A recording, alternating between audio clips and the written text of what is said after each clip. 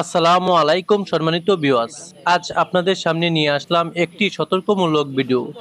অবশ্যই ভিডিওটি শেষ পর্যন্ত দেখবেন।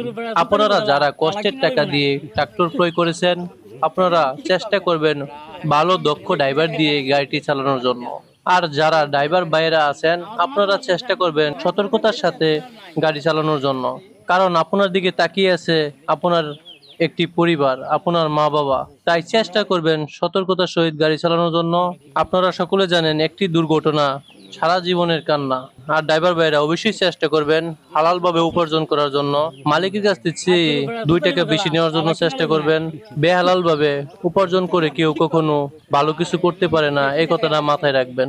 আর যারা সত্যের সাথে চলাফেরা করে তারা অবশ্যই ভালো কিছু করতে পেরেছে এবং দুনিয়াতে যেমন শান্তি পেয়েছে, পরকালেও সে অবশ্যই শান্তিতে থাকবে। একটি টাকা বেহালাল উপার্জন করলে এই টাকার অবশ্যই আপনাদের হিসাব দিতে হবে। তাই সতর্কতার সাথে গাড়ি চালাবেন এবং হালাল উপার্জন করবেন। আপনার দিকে তাকিয়ে আছে একটি পরিবার, সেই দিকে লক্ষ্য রাখবেন।